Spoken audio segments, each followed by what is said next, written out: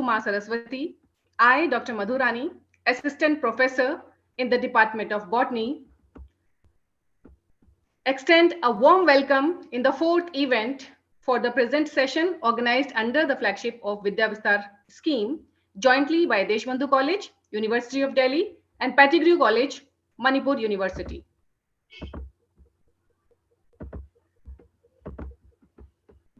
On behalf of Vidya Vistar's team of Deshbandhu College and Pettigrew College, I humbly welcome our invited speaker for today's event, Professor Girish Mishra sir from Department of Botany, University of Delhi.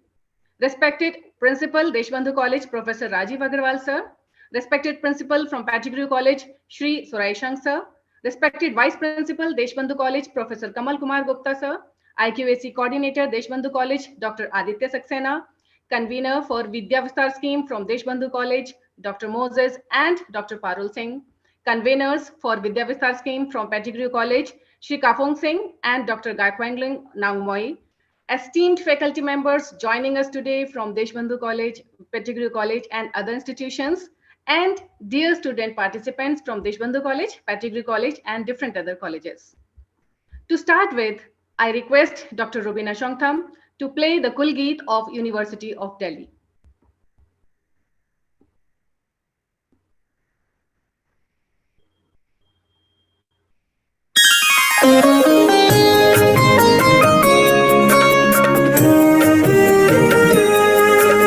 जयति जय जय जयति जय जय ज्ञान का आलोक अनुपम श्रेष्ठ सुंदर दिव्य दिल्ली विश्वविद्यालय विहंगम जयति जय जय जयति जय जय ज्ञान का आलोक अनुपम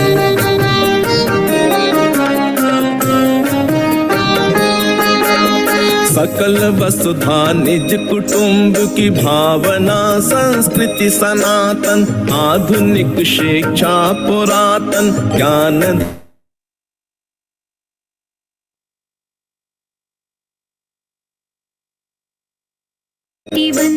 निष्ठा धृति सत्यम के मंगल दिव्य भावों का समागम जयति जय जय जयति जय जय ज्ञान का आलोक अनुपम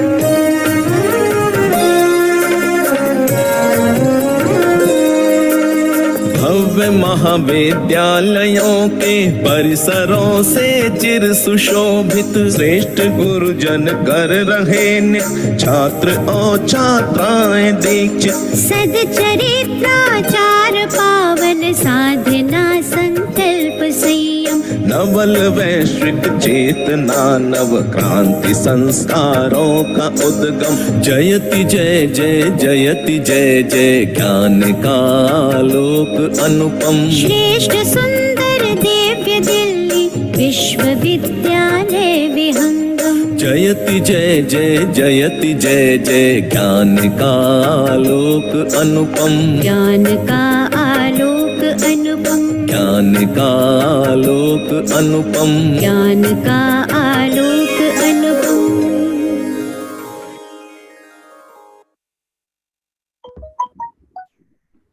Thank you, Dr. Rubina. It gives me great joy to share that recently Deshbandhu College has been attributed with A++ grade with CGPA score of 3.65 by National Assessment and Accreditation Council. This achievement is the outcome of compassion and dedication of our principal, Professor Rajiv Agarwal sir, a man on mission, a man of vision, and definitely a man with dedication. Although due to prior commitments, sir could not join us today for this event, he has conveyed his best wishes, blessings, and gratitude to our guest today and to all the participants. We thank sir for his blessings and encouragement always. I now request and invite our exuberant and always welcoming Vice Principal sir, Professor Kamal Kumar Gupta, to address the gathering. Over to you, sir. Thank you, Dr. Madhu. Do you hear me? Yes, sir, you are audible. Okay, thank you. So it's really a great day to be here.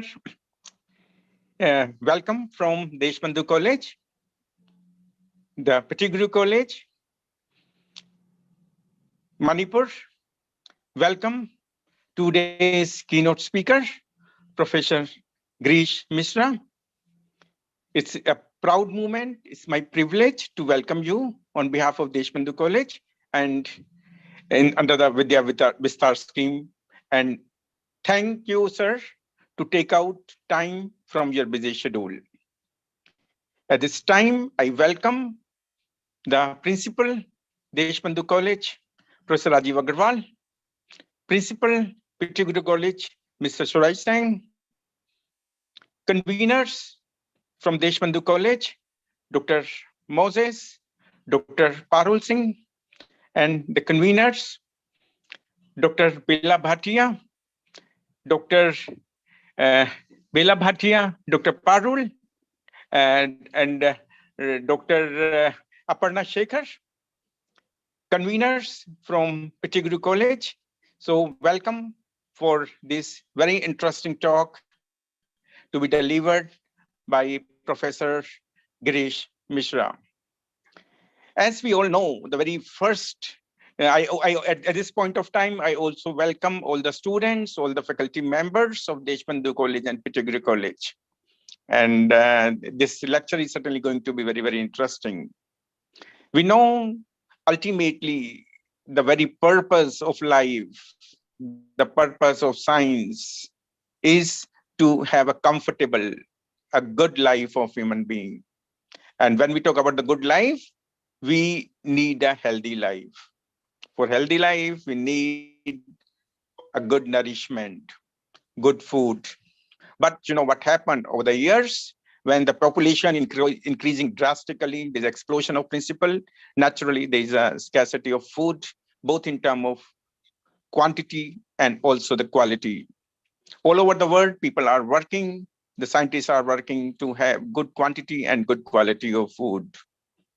Quality is very, very important, and some of them, some of the essential nutrients, some of the essential component of the food, we are exploring more and more resources. One of them is PUFA, what we call as polyunsaturated fatty acids, which are an important part of to keep us healthy, to keep us fit. Now, in the today's talk, Professor Mishra is going to speak about the microalgae. I don't know why I have not heard. I think that is relatively unexplored if I say that. And if they have been explored, I confess that I'm not aware much of it.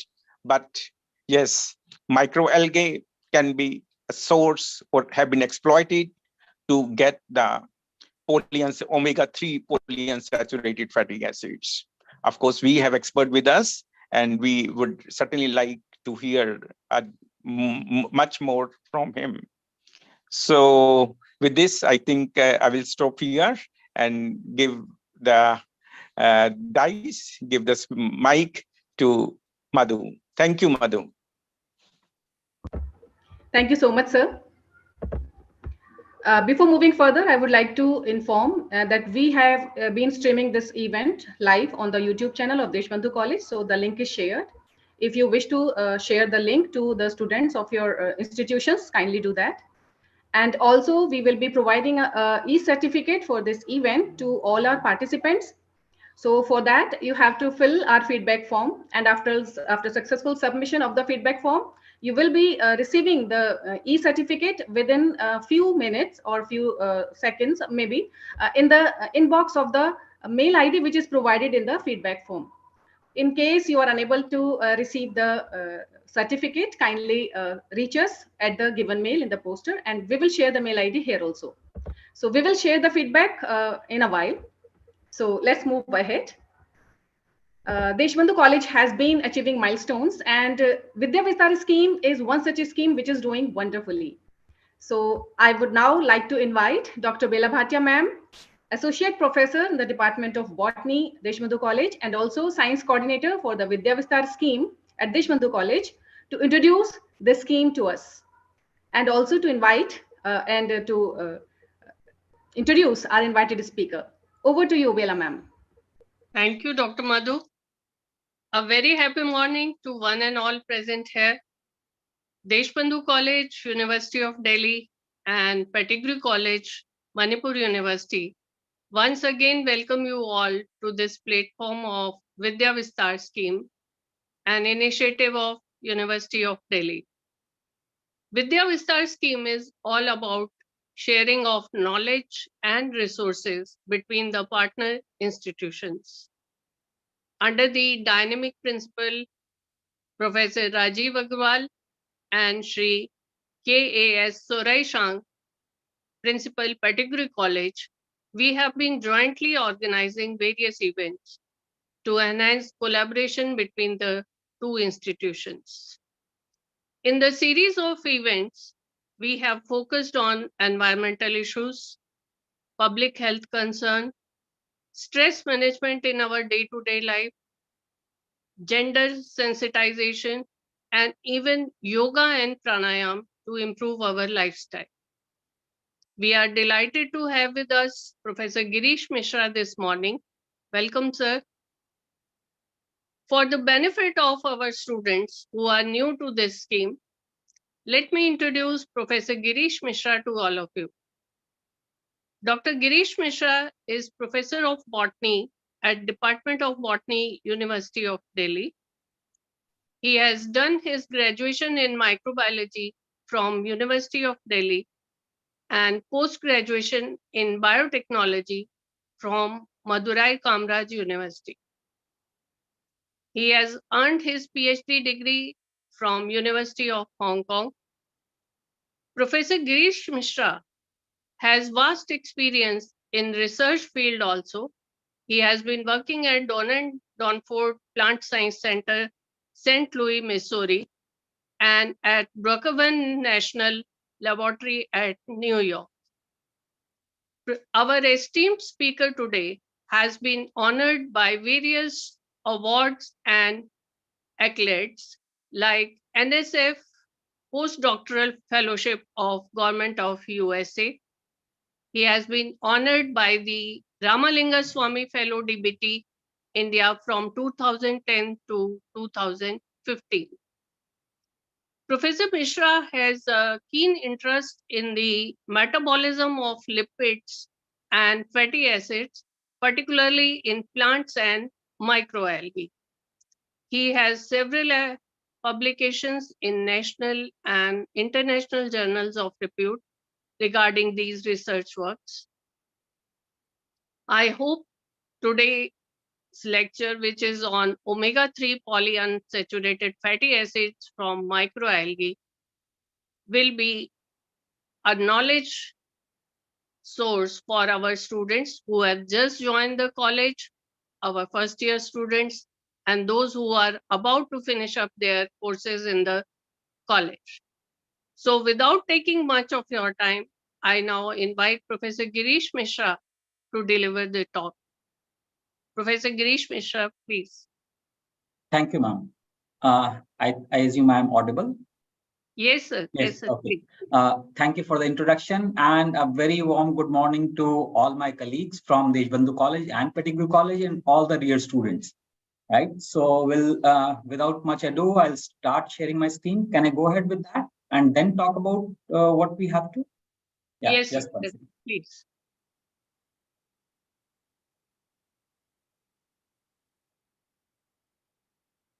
Okay. So the topic which I thought will be interesting to the college students would be omega-3 polyunsaturated fatty acid from microalgae.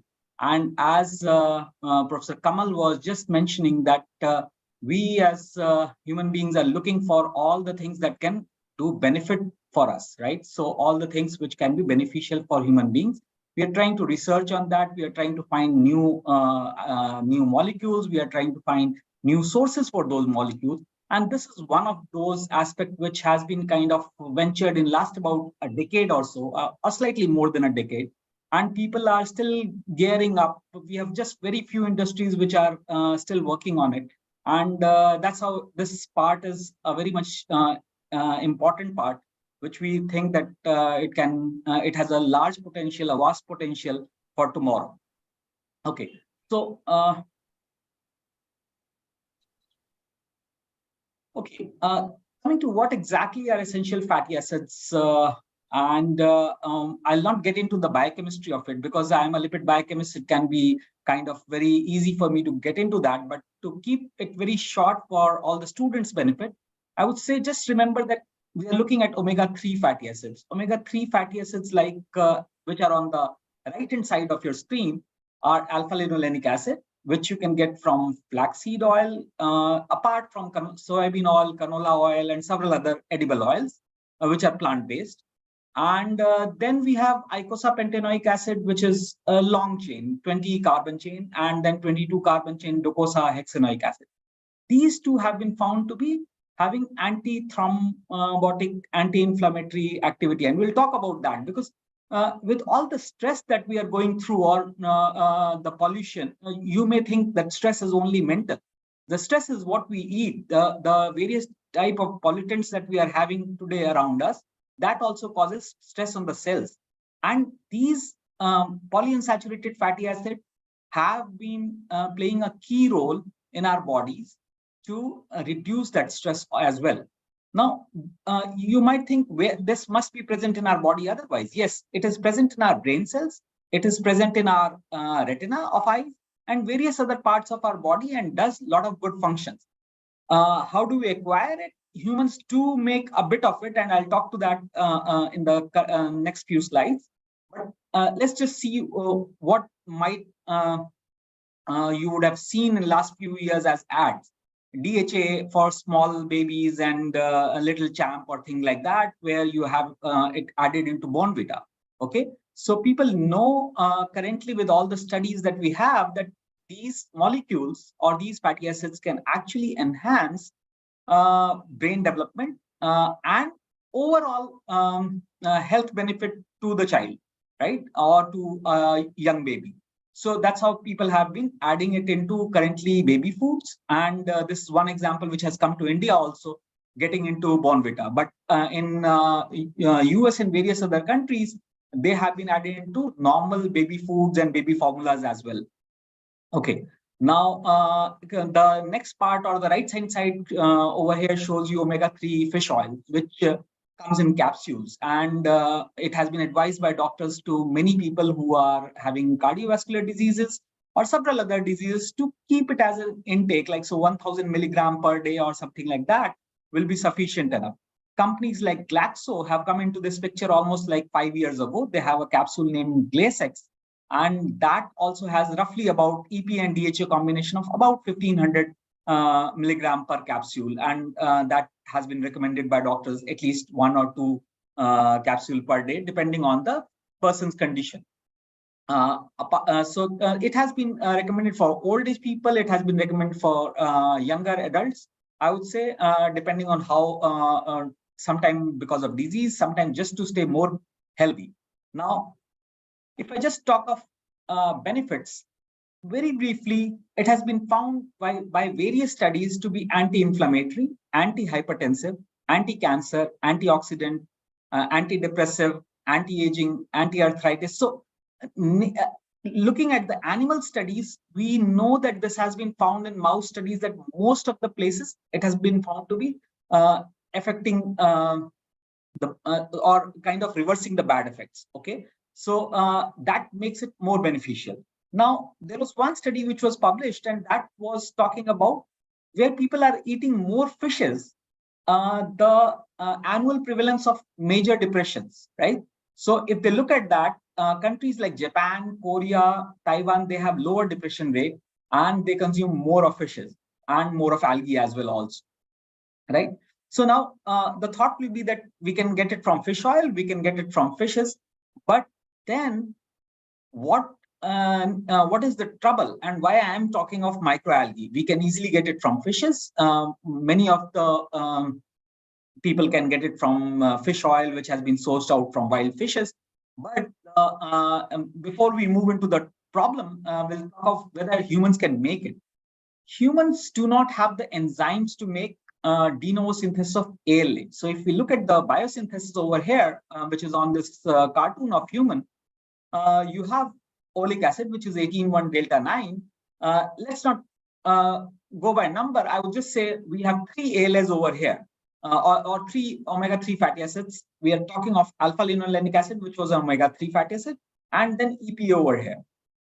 The humans do not have enzymes to convert 18-1 to 18-2, which is precursor to make omega-3 alpha-linolenic acid. And that is why from our school studies, if we remember, we have been always told that to eat essential fatty acids, which is alpha-linolenic acid, and we get it from diet, right? So we have been eating those in our diet. All our majority of our plant-based oils have ALA in them, right? Alpha-linolenic acid.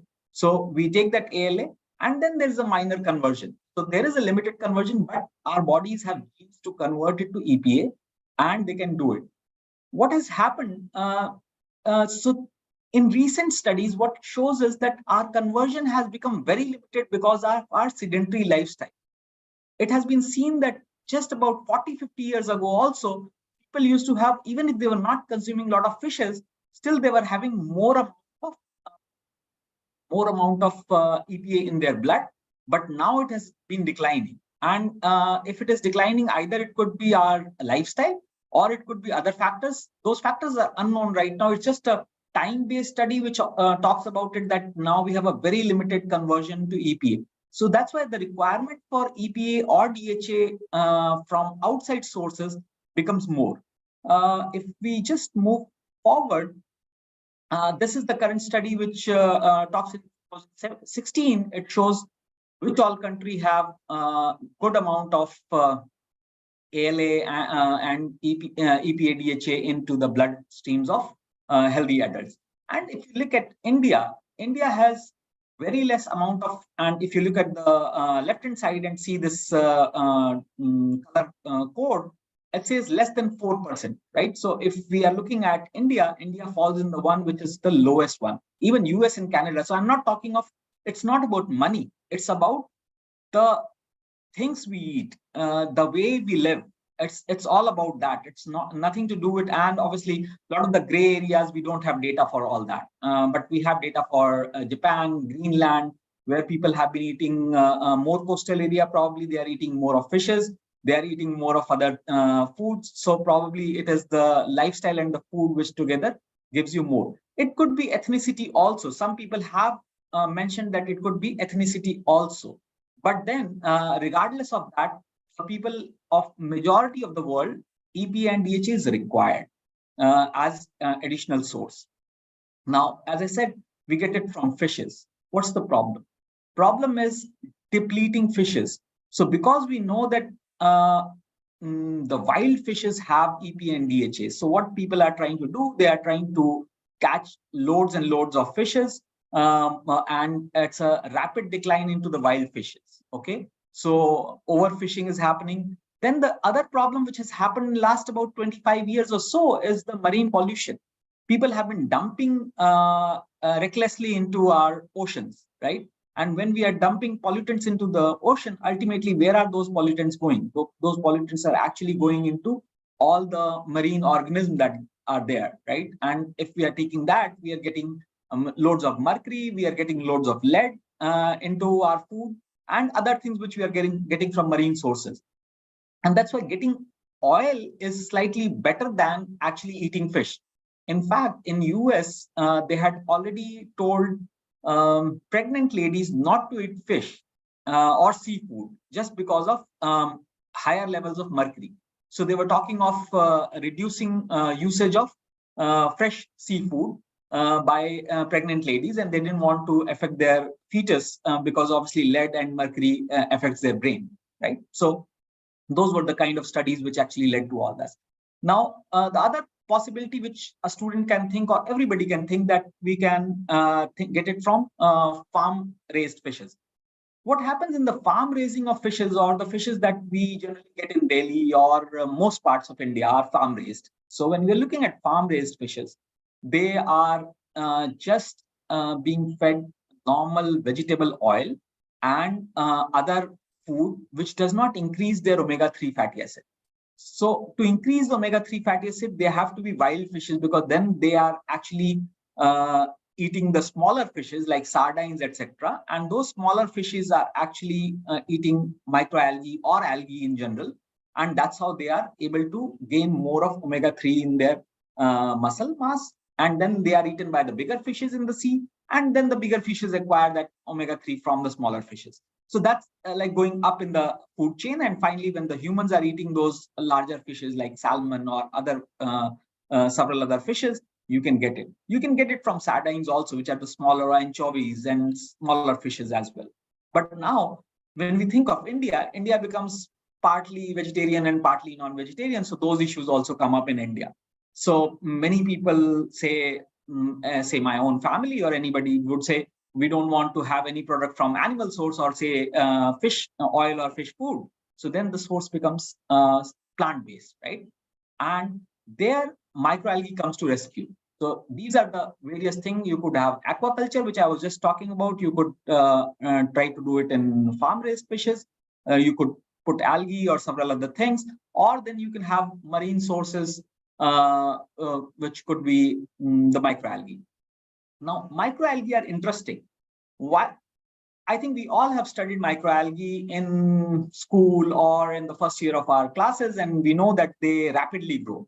At this slide, I'm just showing to give you some example what all microalgae can give, right? So microalgae are known to give you proteins. Spirulina is one big example, right? So people have been eating spirulina for ages now. We can get MUFA and PUFA from various different sources. I've just given few sources, but then you can get various other sources are also there. You have various polysaccharides, which people are using agar in lab, which has come from algae. You are using various other factors, but you can have different polysaccharides, which you are talking of carrageenan, you are talking of agar and various others, which comes under the polysaccharides. You can have pigments, you can have xanthophylls, astaxanthin, etc. You can have bioactive compounds. So the list is unlimited now. Actually, algae is going in a vast way. And tomorrow, the algal biologists will have a field day because they know that we do not have so much of land, arable land, to have everything from plant sources. So microalgae or macroalgae for that matter also will come to rescue. Okay.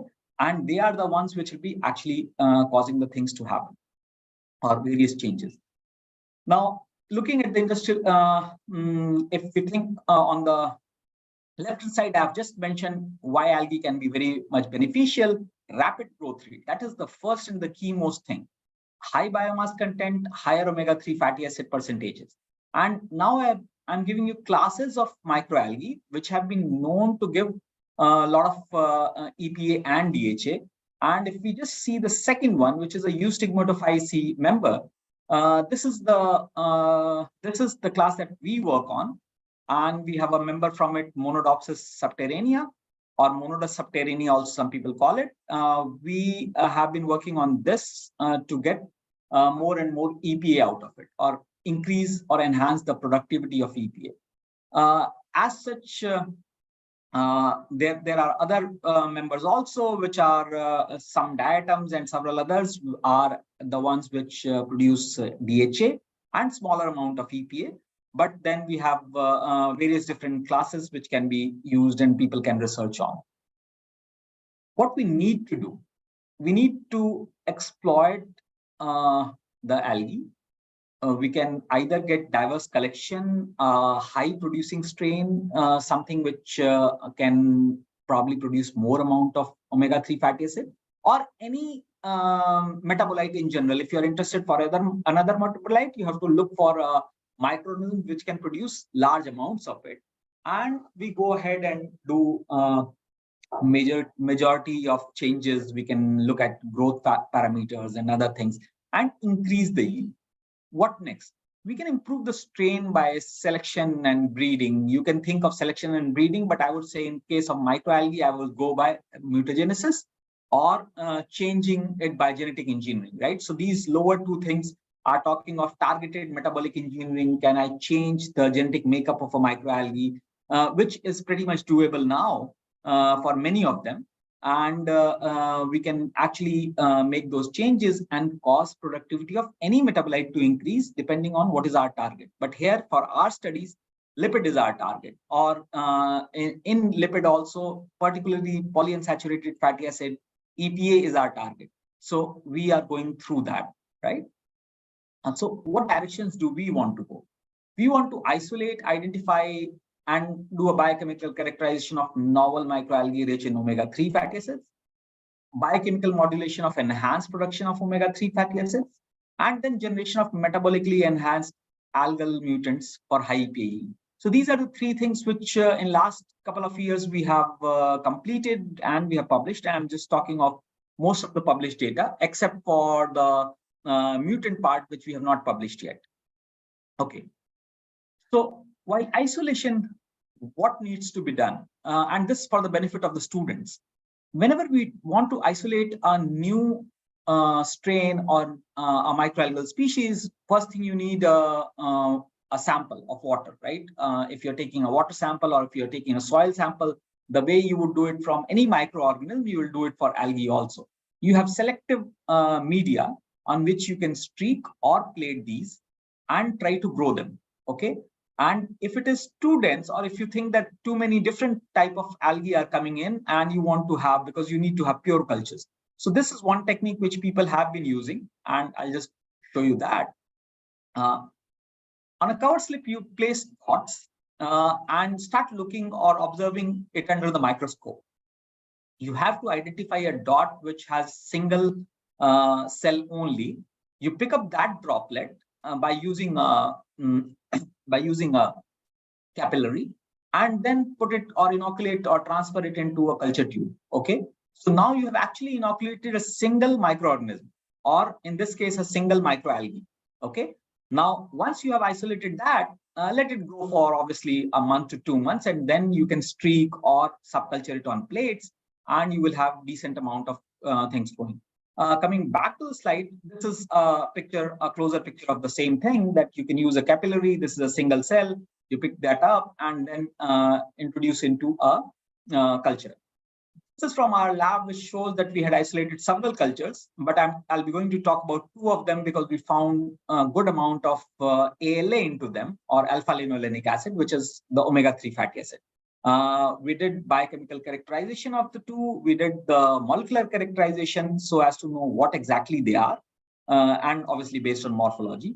So I would just say, based on the biochemical based on the molecular biology characterization or molecular characterization, we found these to be 2 species: a tetrarhismus, which we say is tetrarhismus species DLK1, and desmodesmus species DLK2. Now, the DLK is because we had taken this water from Dal Lake, Kashmir. And once we have taken the water from Dal Lake, we just mentioned it or gave the nomenclature as DLK1 and DLK2. So similarly, we had various different strains taken out, or various different microalgae from this water sample, and we have given them name as 2, 3, 4, 5, 6, etc. So anyhow, we are just showing you the fatty acid profile. I'm not going into the biochemical profiling because we had done huge amount of biochemical profiling. But if somebody is interested, at the end there will be the I have mentioned the paper where it is published. It was published last year, so people can look at that. But basically, looking at the total PUFA content, total PUFA content is nearly 60% or 65% in both the species, and that's interesting because this microalgae has about 17% lipid, and out of 17% lipid, if about more than 50% is ALA, then you can well imagine that if we are talking of 100 grams of the cells, then 100 grams of cells will actually lead to nearly 10 grams or so of omega-3 fatty acid. So that's a huge amount of ALA which we are looking at. When we look at even flaxseed has about 40% oil in the seeds. So if we take 100 grams of seeds, and flaxseed has about 50% of it. Flaxseed is like 20 gram per 100 gram weight of seeds, 20 gram of alpha-linolenic acid. And we have an algal strain which is having nearly 10 gram per 100 gram of cell weight, right? So it's half of flaxseed. But then flaxseed takes huge amount of time, arable land, various other things to actually grow, right? Whereas we have a fast-growing synedesma species which completes its life cycle in about 14 days or so, and you can get huge biomass, which can give you so much amount of ALA. So this was one thing interesting, and obviously the student Shivangi had done a lot of other work out of it, and she then published it in a journal called Biofuels last year, and she has actually shown that the omega-3 pupa of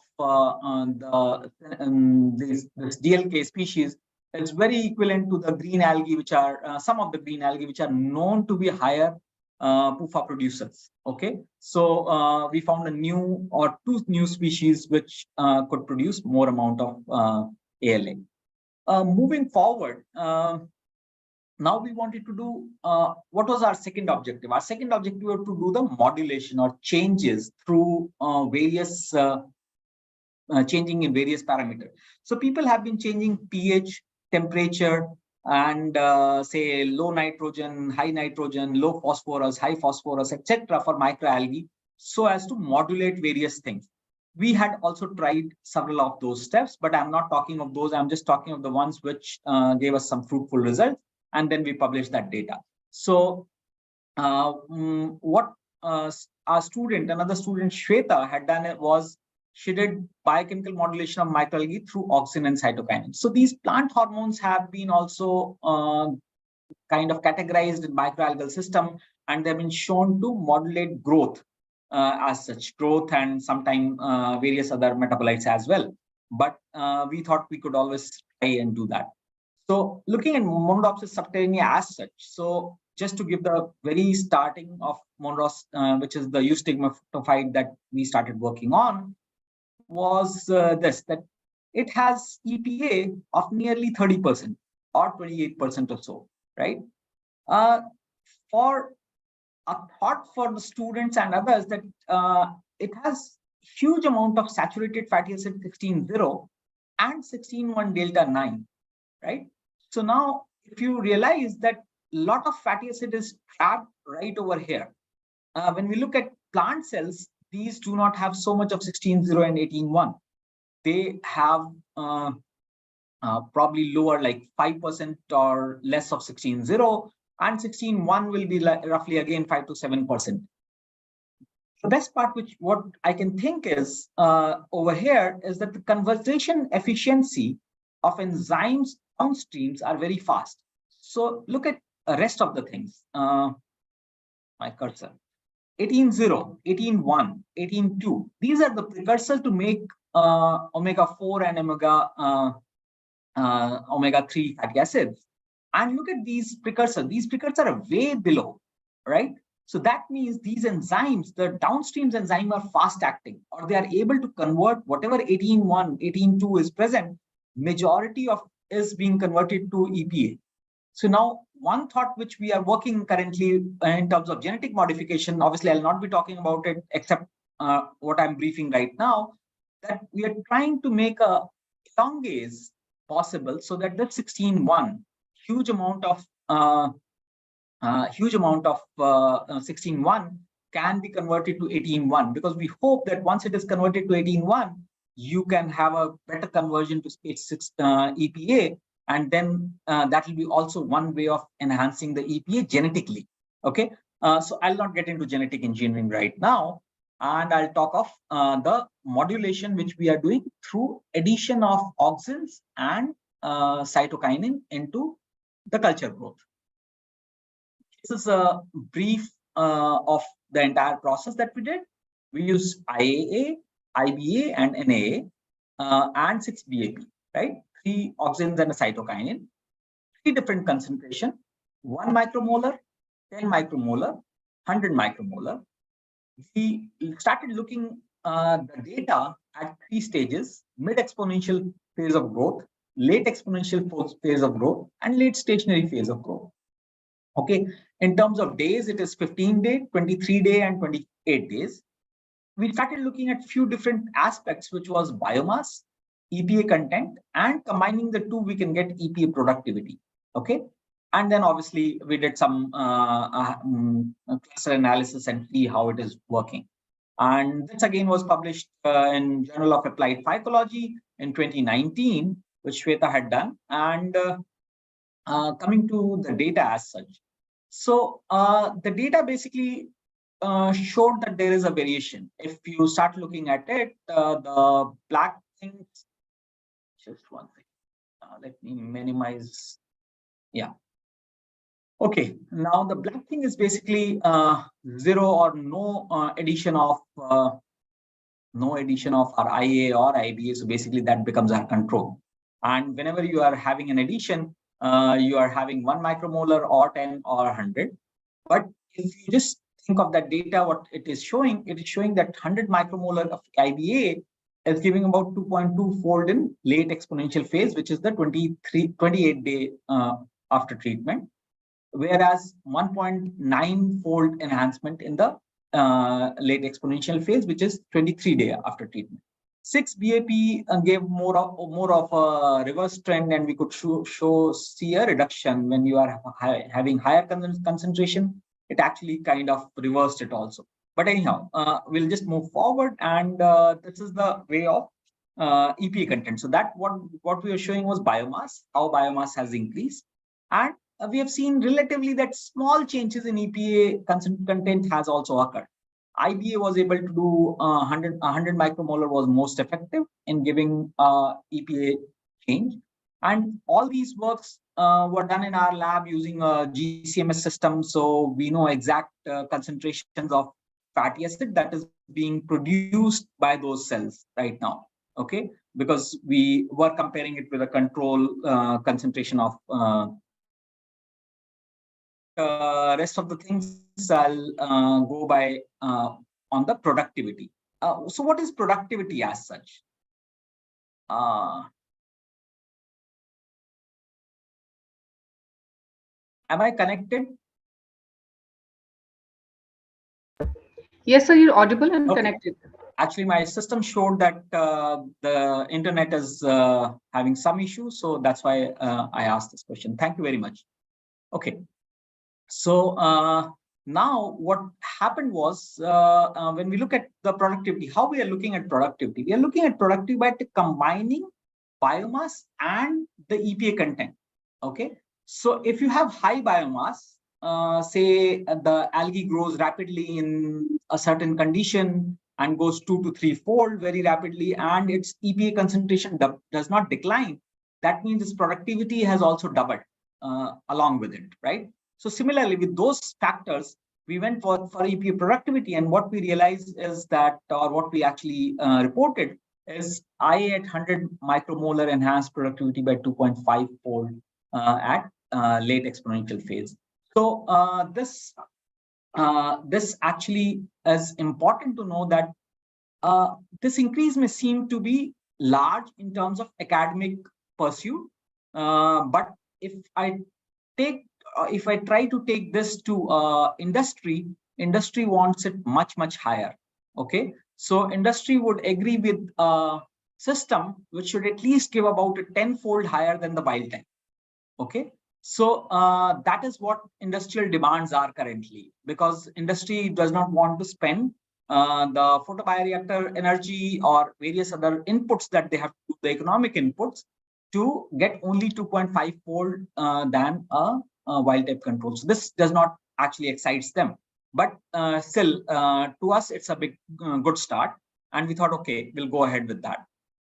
Okay, we did a similar treatment with several other phytohormones, and that's like gibberellin, methyl jasmonate, myo-inositol. These are the three which we saw that has been shown to have several effects in different microalgae from the literature survey.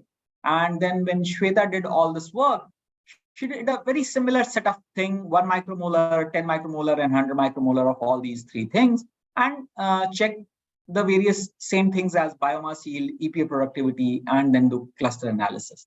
Okay, what she could gain from there is gibberellin has a better enhancement in terms of biomass on monodopsis, and she could see a 3.3 fold enhancement in mid exponential, which is just 15 days of growth, and late exponential phase as compared to control. So this was again interesting. Major did not influence too much, but it was as equivalent to gibberellin, but it has the lower concentration of major was able to enhance the biomass. Myo-inositol also had some enhancement, but compared to gibberellin, it was much lower. So we kind of published it as gibberellin has higher enhancement in terms of biomass. And when we looked at the EPA content and productivity, we again found that gibberellins of different concentration largely show that EPA is inhibited a bit. Major used to show that it has an increase in EPA. And among these, gibberellin 100 micro show highest EPA productivity, because productivity has come from more of, I would say, biomass enhancement rather than EPA enhancement. Now, the question arises, why EPA will decrease? And we looked at that question, and that has been published in this paper also.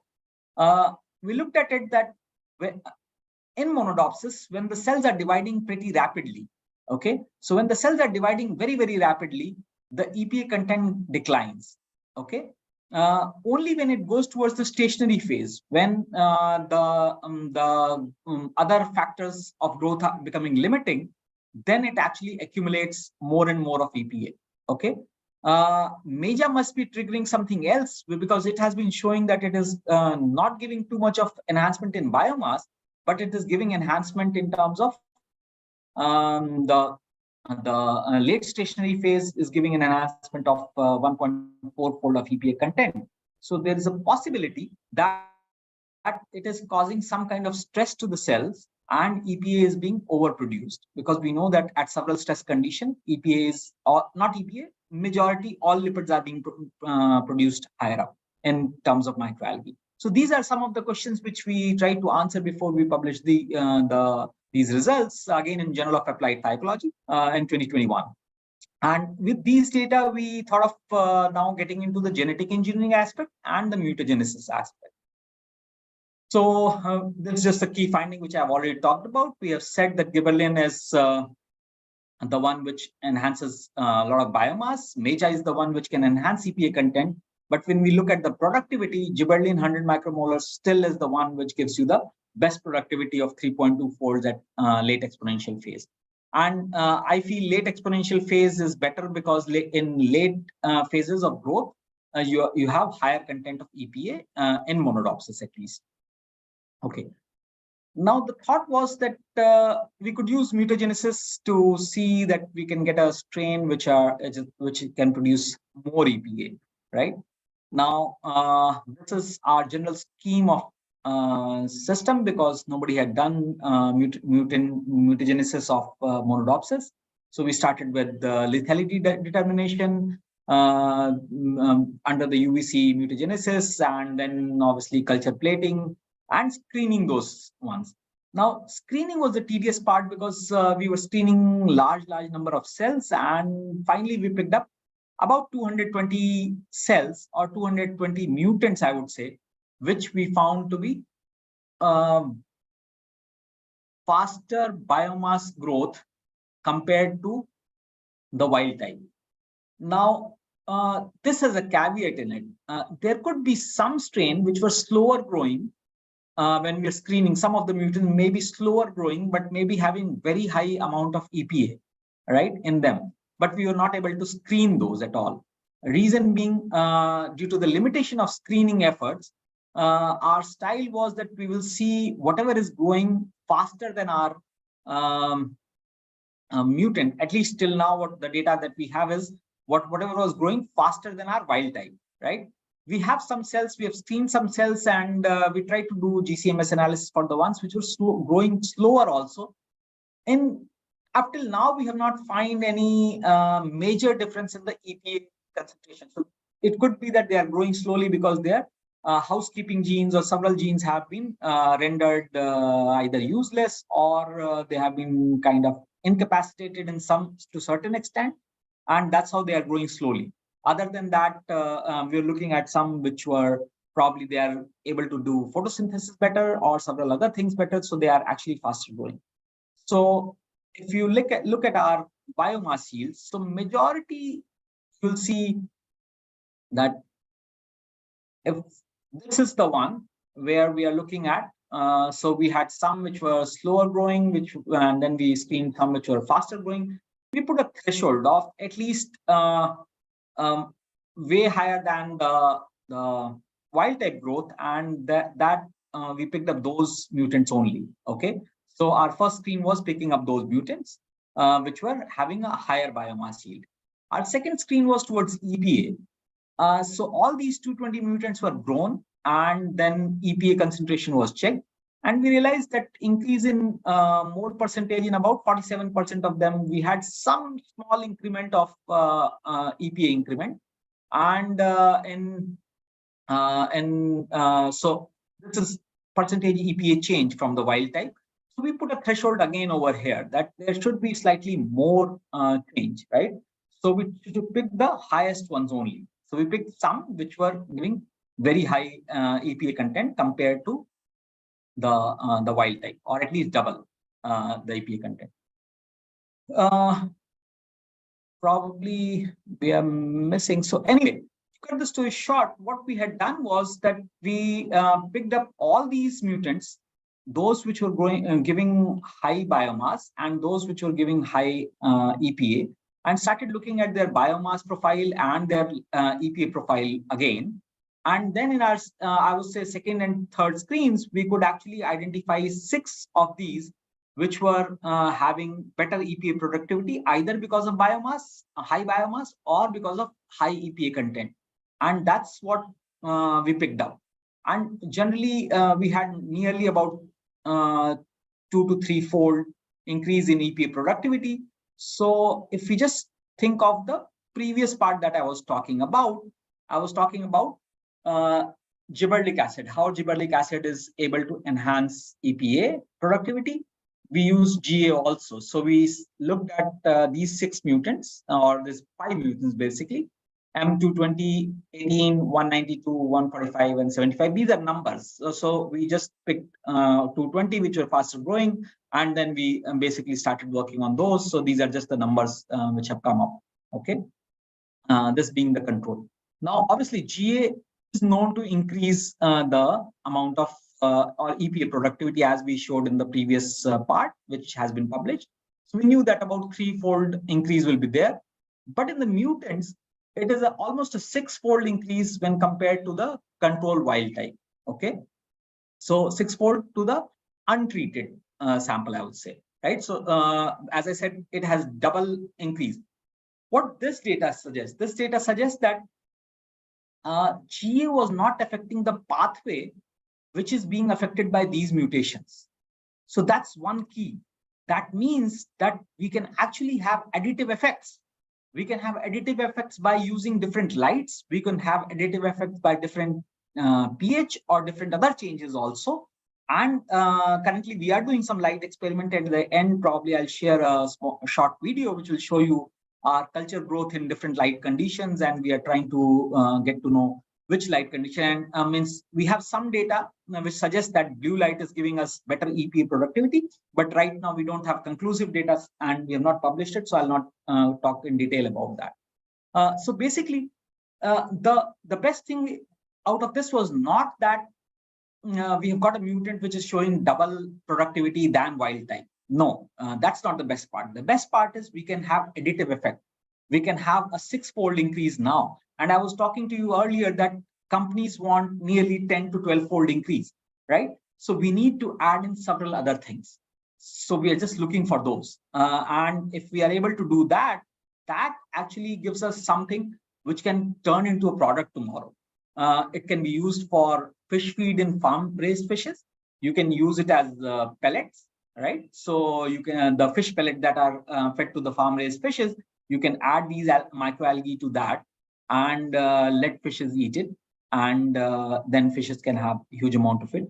You can directly take algal oil from these sources and then use it for say additives into various human food as well. So as a lipid, I would say, I would not comment right now that this microalgae can be directly eaten by human being, because those trials have to be done before something can go up to that level, right? So we do not have those tests, or nobody else has even it's not reported. No literature suggests that Mondopsis can be eaten directly by human beings, right? So until as that results are there, or some company actually tries those things, we do not know the end result. But currently, I can definitely say that we can have additive effects. So we can have GA. Probably we can think of on these mutants. We can think of genetic engineering of these mutants further, so that we can reduce the amount of 16.0 and 16.1 that I was showing on one of the slides in Monodopsis, and increase the amount of EPA. If we are able to combine these 2-3 strategies together, we will be able to have a product, and that will be the end or a beginning of this entire thing, I would say, to gain at a level where it could actually be helping the human beings, right? So with that, I think I'll rest, except this is what is the data showing. I'll just summarize what I've talked briefly. We isolated 2 novel strains, one of Tetradesmus and one of Desmodesmus from Dal Lake, Kashmir, which is having high omega-3 fatty acid, alpha-linolenic acid in them, nearly 65% of it. Then we tried different elicitors, auxin, cytokinin, and several growth regulators, and we find that DA seems to be the best among the rest of these things, and it was able to give more enhancement. We did mutagenesis effort, and we found the best was M220, which is one of the mutants, and compared to rest of them, and it could give almost 2.4-fold EPA productivity compared to the wild type, right? So remember, the 6-fold I was talking about was from untreated sample versus treated sample of mutant, right? So overall, the mutant is giving 2.4, and then GA has an additive effect of about 3-fold. So that's how it is giving about 6.4 folds or so. Gibberellin treatment to highly productive mutant has given us this. Okay, this is what I was just mentioning when I was talking over here. So with that, I'll stop here and probably share a small video, and then we'll take questions. Just 1 second. I'll stop sharing this and I'll start sharing the video.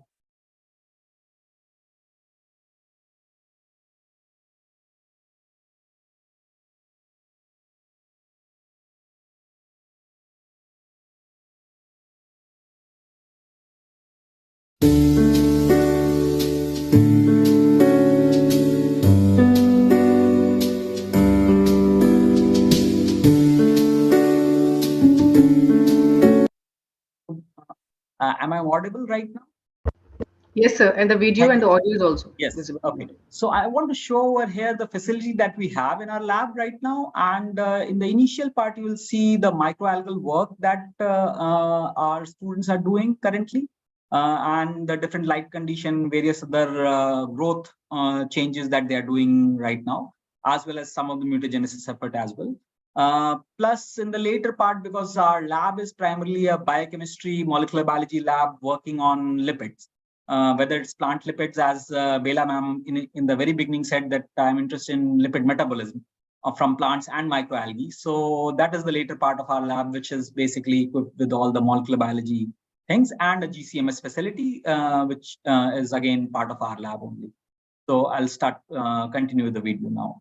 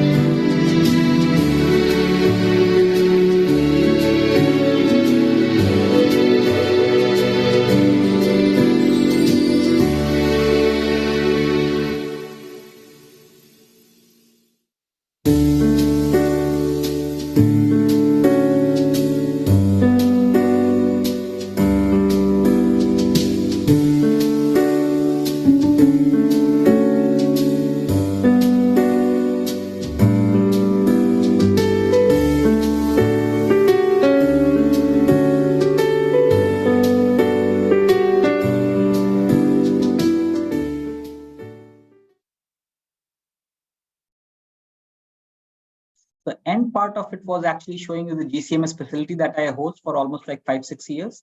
And I'm glad to say that we have been doing various samples from different colleges. I think Shivaji College, Hindu College, several people have during innovation projects, and later also people have approached us to do some fatty acid analysis.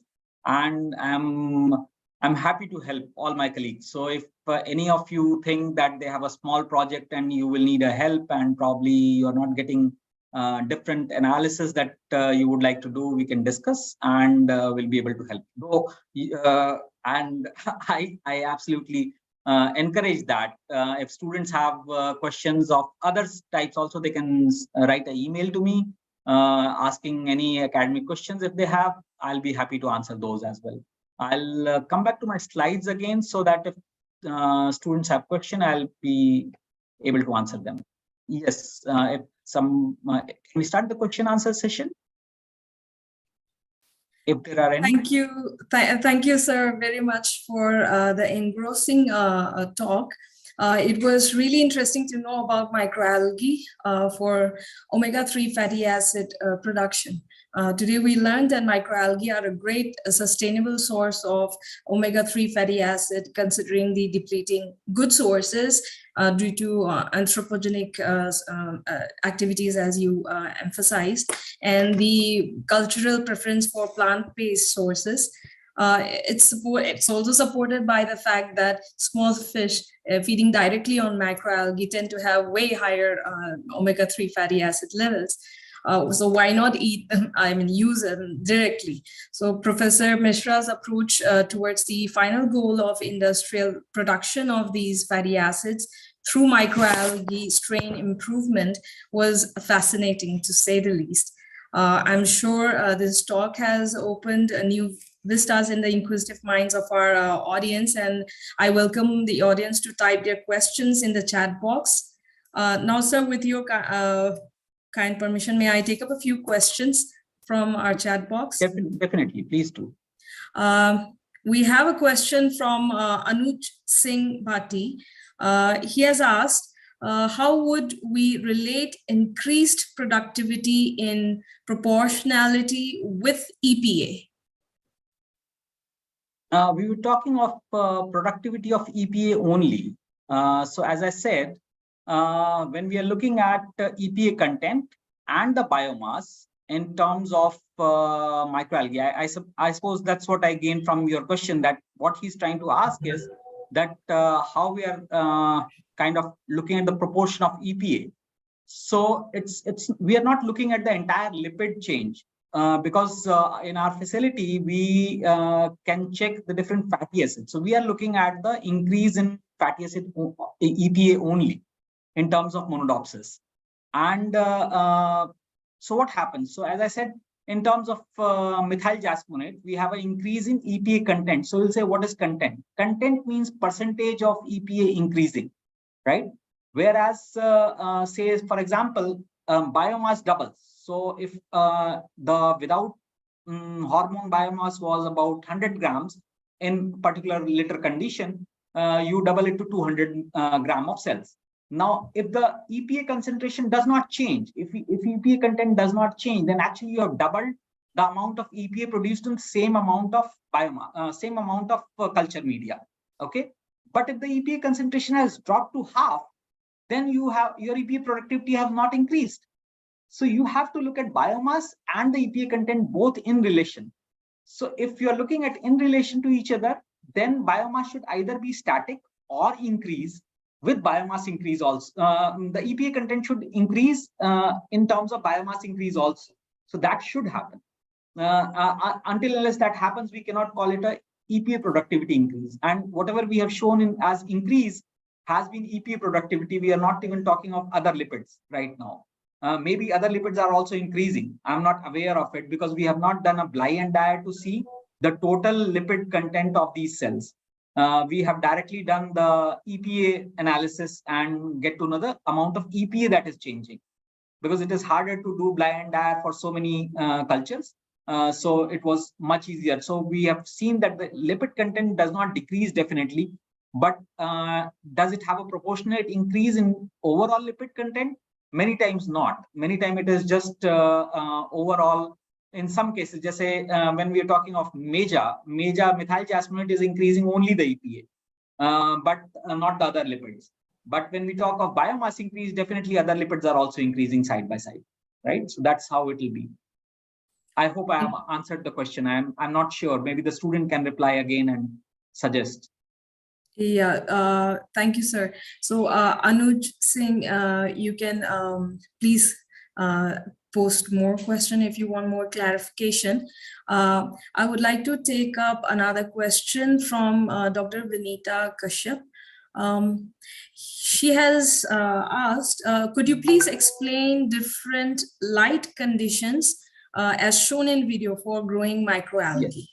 So what has been known from literature that blue light and in some microalgae red light has been showing better growth. Okay, so we thought of different wavelengths. Obviously, they come under the blue, red, and we took a mixed one also.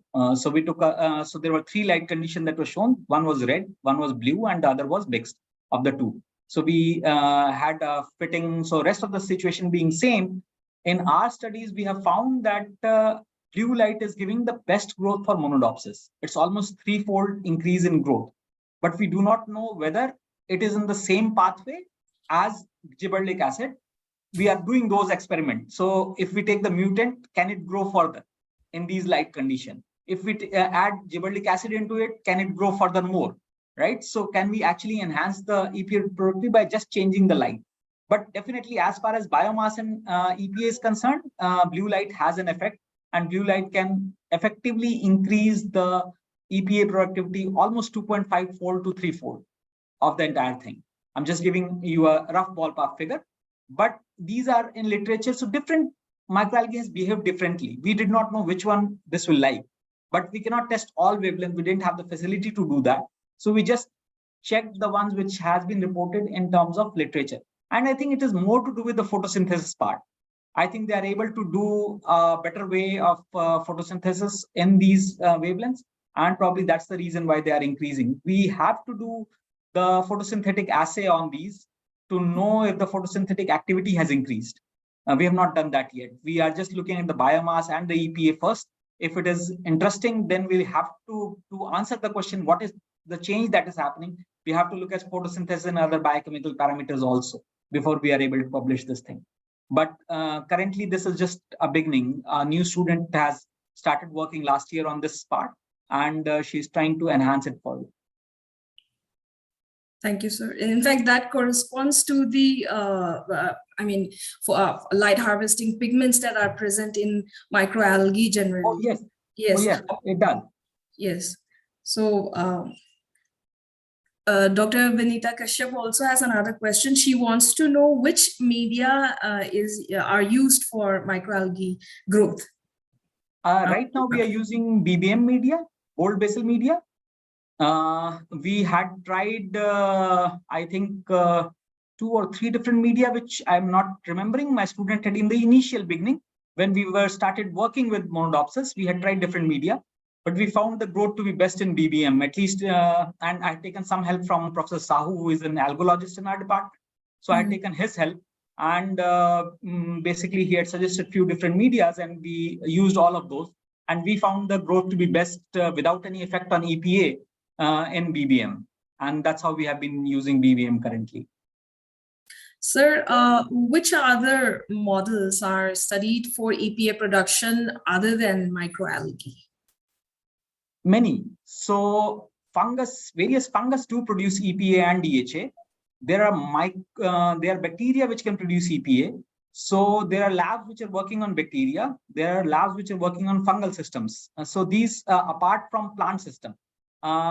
In fact, a big study happened in Rothamsted University in UK, where they are actually they have already published it. So they tried to change canola to get huge amount of EPA, and they could produce it. They have shown, at least in the publication, that 25% of canola oil was converted to EPA.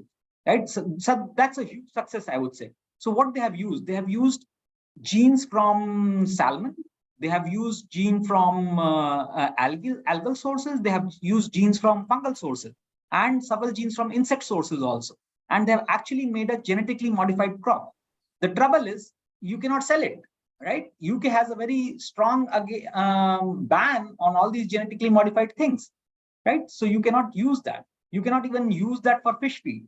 So because they think there'll be a genetic transfer, this, that, various other things. So right now it's in the, I would say, publication stage only. I think 4 years ago or so, this publication came out and it has not seen the market yet, because 25% EPA in canola oil is a huge thing. If it is approved by the governments, then definitely it will go to the market immediately, right? And people, obviously, you'll ask, the main question arises, can I use it for frying? Obviously, I cannot use it for frying because all these double bonds break as soon as you give it heat, right? So heat is a destructive of all these double bonds and or the polyunsaturated fatty acid. So what can be done with these is either you can take it as raw or as a salad dressing, right? So you can eat it raw, or you can give it as a feed to animals. So you can give it to hen. And currently people are doing that with other things. So they are using several, how to say, fish oil added into hen feed. And you would have heard, not in India, but in US, there are eggs which comes as omega-3 eggs. Okay, so they have heightened omega-3 in the eggs. They have heightened omega-3 in the beef or pig meat, right? So all that is coming into US because they have introduced the fish oil, the small fishes, anchovies, sardines, etc. So they take those small fishes from wild fishing and take that oil, introduce into the feed of these animals. Okay, and that's how they are getting the product with higher EPA or DHA. So I would say for about 25 years or so, a lot of research has been done. People have been trying to improve flax. Can we actually introduce genes into it? In fact, my own lab, we did this effort, but because the results were not very promising, we could get only, or my student could actually achieve only 3% EPA. So it is in her thesis, but we never published it as a paper, because I feel 3% when people are showing 25% is nothing, right? So so she could show 3% in Arabidopsis, and we thought of taking it to Brassica, but we wanted to have at least 10% or so in Arabidopsis before we move it to the entire constructs to Brassica, because that's a challenging thing. It's in itself to have transgenics in Brassica. And then the trouble with all those things is that all the plant material is that genetically modified plants, no country is ready to take it yet. If they're not ready to take it yet, then there's no point doing that. So I think with the Cas9 introduction, all these editing tools, probably people start remodeling this thing, right? So they will actually start looking at it in the other way. And maybe with genome editing, or if genetic editing, they can actually get some more amount of EPA DHA. I do not know when and how that will happen, because we are not working on Cas9. So I'm not sure of that. And that was the time about 4 or 5 years ago when we thought of moving towards algae and said, okay, let's do this on the algal part. So that's how it is. But definitely there are a lot of different sources. I would not say this is the only source, but in sea, this is the source. So the fishes are not eating fungus, but we have known fungus which do produce EPA and DHA. And there are labs which are working on that aspect, so that it can give it to the company, so that companies can extract enough fermenter. Because fungal or bacterial is a beautiful system. It does not need light, right? So you don't need to bother about light also. You can have a closed fermenter and you can actually produce more of it, right? Whereas in the algal system, you will at least need light. So that will be again one of the things. Obviously, there are challenges in the fungal system also and bacterial system, but then every system has a challenge. And scientists all over the globe are working towards it. I would say different labs. I think there's a lab in Europe which specializes on fungus, and they have been working on fungal EPA currently. But if I talk of companies, there are only 3 companies which do it from algae. One has a strain of Isochrysis galbana. So it's a mutated strain. So again, we have to understand the economics of it. Why I'm talking of economics of it is ultimately anything will become product if it is economically viable for the company. The same way we say agricultural product viable only if the farmer likes it, right? So it's the same thing. So company do not want anything which is readily available from nature. So that's why mutants and genetically modified organism is better for them. So that will be patented and that will be the right thing for them. Okay. So eventually when we'll have something, or if anybody has something, they want to modify it slightly so that it is not the same as others, right? So once you modify, you can patent it and then sell it to a company. And that's how it will grow. Otherwise, you develop a technology after 15 years of research and somebody else will just do the same thing from your publications, right? So that's how everybody is trying to work on it. But definitely, a lot of systems are there. So now that you have just mentioned the using of fermenters when you want to produce those fatty acids from fungal cultures, why not have transparent fermenter? I remember seeing Professor Sahu's prototype of using, I think, microalgae for fueling a vehicle. So he had used a transparent tank, a water tank. So what a bioreactor is something transparent. Yes, so that the light can get through. If that's the only. So the prototype has some issues, I would say. I would just say because so say for example, when algae grows, it will have huge amount of oxygen being produced. Yes. So if it is getting huge amount of oxygen being produced, the pH changes, right? So when the pH changes, you have to actually balance the pH also.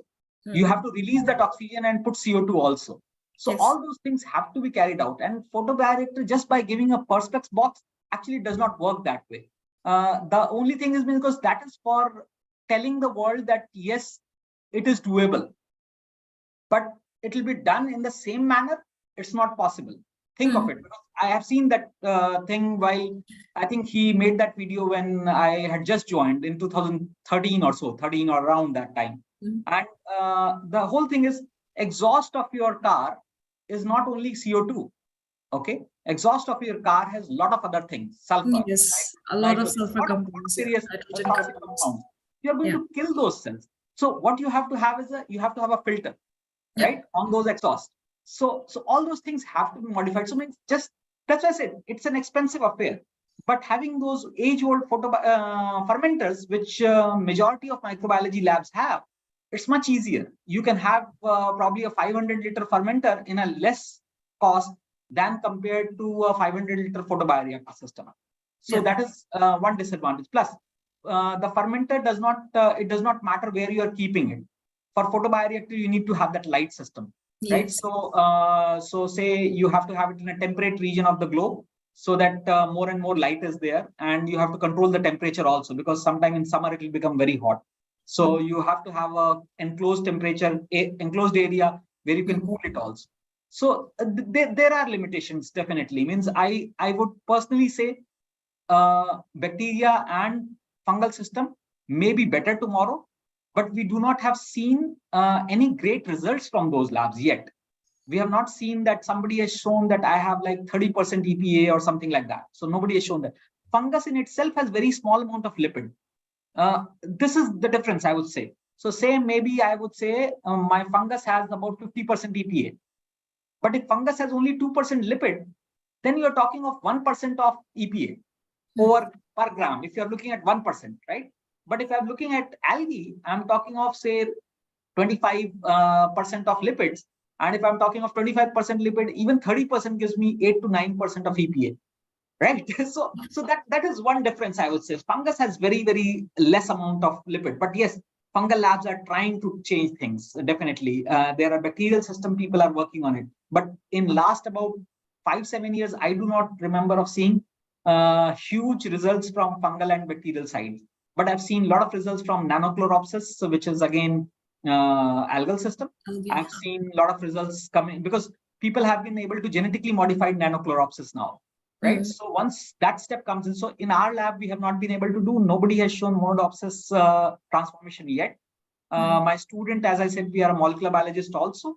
So she is into a process of making some constructs. and trying to genetically modify monodopsis. If we are able to do that, that itself is a breakthrough, because nobody has shown yet that you can actually genetically modify monodopsis, right? So people have shown it in Chlamydomonas, Chlorella, Senedesmus, Nanochloropsis, several others. But this is a field which is just growing, I would say, and it will grow. And next 15, 20 years, I think you will see a lot of advancement in algal field. I mean, think of what Indian government is the last one to realize everything, for that matter. Sorry if somebody dislikes my idea of that, but Indian government last year said we'll have something for algae, right? So some crores and some institution 5-year agenda, something they have put up. Like last year, something was placed up for seaweed and algal systems. So everybody is realizing the power of seaweeds and algal systems now. And I think at least in this my my hope and my thought both way, that it will have a better future tomorrow. It definitely is something that we need to explore. It's the need of the hour. I mean, Definitely. yes. So thank you very much, sir. I have another question from one of our students, Vijayash Mukherjee. He wants to know whether EPA lowered the genetic expression of pro-inflammatory proteins. Not sure about that. None of the reports I do not recall, because most of these anti-inflammatory system has been seen in mouse models, and it has been shown as it combats, but I do not recollect. So I would not surely say that whether it does that or not, because I do not have the knowledge of it, I would say. So I know of reports which have talked about anti-inflammatory actions of EPA or DHA for that matter, but do not know whether it's a genetic change. I doubt that though, because how these fatty acids, because what these fatty acids are, these fatty acids, omega-4 and omega-3 are fatty acids of these immune response things, leukotrienes and other things which are happening into our body or animal body for that matter. And they are just the precursors of it. So I do not think that they can go and change the transcription or translation of a particular immunoinflammatory gene. Again, that's my thought about it. I do not know if there's a publication to support this or to deny this. Okay. Thank you, sir. I think that's about it. We do not have any more questions. Anyway, participants, you may please write to sir if you he has already shared his email ID with us. And it's also been posted in the chat box. So if at all in the future you have more queries, with your permission, sir, they may write to you. Oh, definitely, they can. As I said, not only for this omega-3 part, if they feel they have a question regarding, because I teach biochemistry and physiology, so and that's my forte, I would say. So they can definitely give a call. They can definitely write mail. So I'll respond to their queries if there are any time. Yeah. Thank you very much, sir, for patiently answering all the questions from our audience. Now I would like to request Dr. Shilpi to take over the session and give the formal vote of thanks. Thank you, Dr. Rubina. Thank you. Thank you, Dr. Rubina. Before I begin with the responsibility, may I please request all the participants once again to fill the feedback form, the link of which is given in the chat box, so that you also get your e-certificates. It's indeed my privilege to extend a formal vote of thanks on behalf of the members of Vidya Vistar scheme at Deshbandhu College as well as Pettigrew College. First and foremost, we extend our sincere gratitude to the speaker of today's event, Professor Girish Mishra, sir. It was the most enriching experience, sir, for all of us to gain from your immense knowledge on the subject. The best part, I think, for a person who is a non-science, coming from a non-science background, is that you did not just explain the scientific aspect of it, but also the practical as well as the economic aspect. And it was brilliant, sir. Thank you, sir. We are extremely thankful to Professor Rajiv Agarwal, Principal Deshbandhu College, and Shri K.S. Soraisham, Principal Pettigrew College, for their constant encouragement and guidance in all our endeavors. We also extend our heartfelt thanks to Professor Kamal Kumar Gupta, Vice Principal, Deshbandhu College, and Dr. Aditya Saxena, our IQSC coordinator, for the motivation and energy that they infuse in us by their presence and encouraging words. Thanks is also due to all the faculty members from Deshbandhu College and Pettigrew College who took out time to join this session. We are thankful to all the faculty persons from other institutions in Delhi as well as outside for participating in this webinar. And last but not the least, a big thank you for all our students participants who have joined on this forum as well as on the YouTube channel. Many thanks to all our students from Deshbandhu College, Pettigrew College and other academic institutions. Without your participation, our events can never become a success. So a heartfelt thanks to each one of our participants. Thank you so much. Now, may I please request all participants to please kindly switch on their cameras so that we can have a few pictures.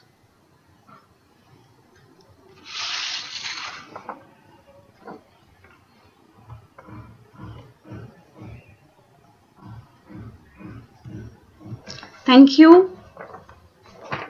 I request Dr. Madhurani to please end the meeting now. Thank you, everyone. Thank you, ma'am.